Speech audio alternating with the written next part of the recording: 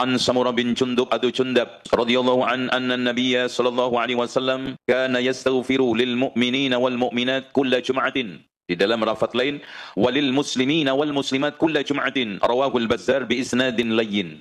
Dari Samurah bin Jundub atau Jundab bahwa Rasulullah SAW mendoakan, memintakan ampun, istighfar kepada mukminin dan mukminat.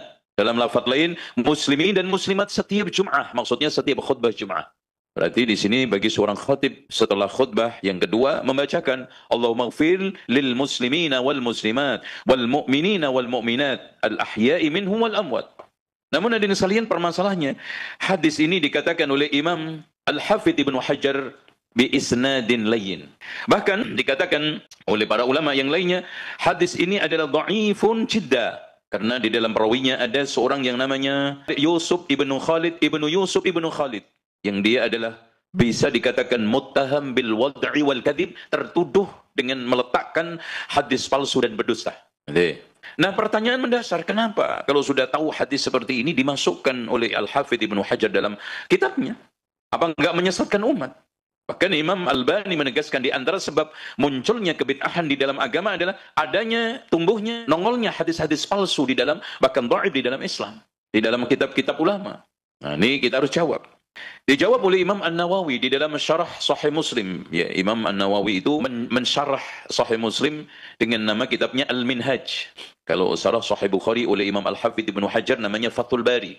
Ini Al-Minhaj, kata beliau, para ulama kadang-kadang memasukkan hadis dhaif, bahkan mungkin maudhu' di dalam kitabnya karena 4 sebab. Sebab yang pertama, dimasukkan di dalam kitabnya untuk memberitahu bahwa hadis itu dhaif, supaya nanti kelak kemudian ada orang yang mengklaim hadis itu sahih atau nggak tahu hadis ini statusnya, ada rujukannya. Tuh, ya. Makanya imam-imam ulama, contoh aja seperti Imam Ibnu Katsir di dalam tafsirnya banyak memuat hadis-hadis, ya, nggak sedikit, bahkan ada hadis palsu, riwayat-riwayat palsu. Tujuan Imam Ibnu Katsir bukan sengaja menyesatkan umat, menggelincirkan umat, tapi untuk memberitahu, memaklumkan kepada umat, ini hadis dhaif seputar masalah kaitannya fadilah Yasin. Makanya kalau kita baca hadis-hadis tentang keutamaan Yasin, itu diturunkan secara lengkap oleh Imam Al-Hafidh Ibnu Katsir di dalam tafsirnya, dan beliau jelaskan hadis ini dhaif karena sebab ini. Yasin qalbul Quran, Yasin adalah jantungnya Quran, dhaif karena sebabnya ini. Yang kedua, kadang para ulama memasukkan hadis-hadis dhaif bahkan palsu di dalam hadisnya, kalau dhaif terutama untuk sekedar penguatan. Makanya hadis-hadis kadang-kadang ada yang sahih, ada yang dhaif, tetapi diangkat oleh para ulama yang dhaifnya untuk penguatan. Contoh, di dalam ini Bulughul Maram sendiri, Imam Al-Hafidh Ibnu Hajar mengangkat hadis dhaif, aghnuhum 'anit tawabi hadzal yaum. Cukupkan orang-orang miskin di hari raya itu untuk tidak minta-minta dengan memberikan zakat fitrah. Hadis ini dhaif. Tetapi dikuatkan hadis di mana farada Rasulullah SAW zakat al-fitri tu'matan lil masakin. Allah mewajibkan zakat fitrah sebagai makan untuk orang-orang miskin. Hadis sahih. Jadi ini penguatan.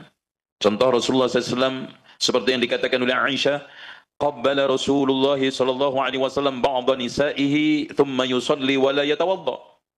Rasulullah SAW mencium salah satu istrinya, kemudian sholat gak wudhu, untuk memaklumkan bahwa memegang, mencium istri kalau bukan karena syahwat tidak membatalkan wudhu.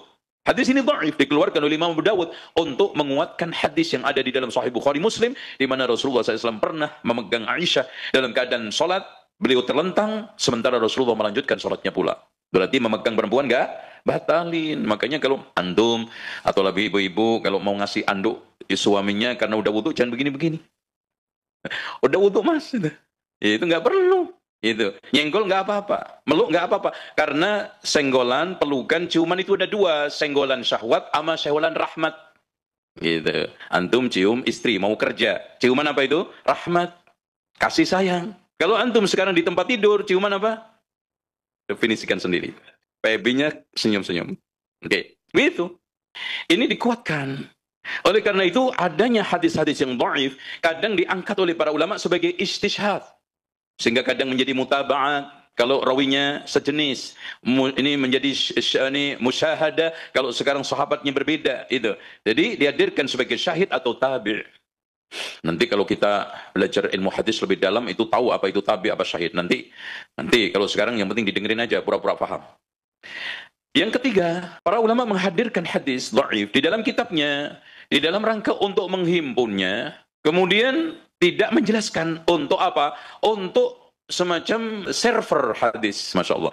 Sebagai tabungan hadis atau sebagai bank hadis untuk ulama-ulama peneliti berikutnya. Nih loh, gue udah kumpulin semua hadis. Karena umur saya pendek, hadis itu ratusan ribu, saya nggak mampu menyeleksi semua, nanti kamu seleksi. Makanya Imam Ibnu Katsir mengumpulkan satu kitab As-Sunan, ya, Wal Masanid. Semua dikumpulkan hadis dhaif, palsu, sahih, nggak dipisah. Bahkan Imam As-Suyuti mengimpun ada kitab Al-Jami'us Shaghir, ada Al-Jami'ul Kabir. Akhirnya Syekh Al-Albani mencoba untuk menjalankan impian ekspektasi ulama-ulama sebelumnya. Mewujudkan ekspektasi ulama-ulama sebelumnya dengan apa? Membedah kitab tersebut menjadi Sahih Al-Jami' As-Shaghir. Dipilih yang sahih-sahih. Oh, kan gitu. Yang keempat, dihadirkan hadis-hadis dhaif di dalam kitab para ulama itu. Memang hadis itu hanya untuk menjelaskan at-tarhib wa targhib, motivasi. Tidak ada hukum halal haram dan tidak menegasi tentang masalah hukum-hukum perdata atau pidana. Contoh keutamaan zikir pagi, keutamaan baca la ilaha illallah. Hadis-hadisnya dhaif. Tapi dhaifnya ringan. Sehingga hal itu patut-patut saja untuk diangkat sehingga sah untuk menjadikan sebagai suatu dalil. Contoh kalau kita baca zikir pagi sore. Itu hadis-hadisnya dhaif. Kadang-kadang ushiduka Allahumma inni asbahtu ushiduka wa ushidu hamalata arsyika wa malaikata wa jami' khalqika dan seterusnya. Itu hadisnya dhaif. Tapi Syekh Ibnu Baz memberikan rekomendasi untuk dibaca. Karena apa? Karena ini hanya sekedar fadail.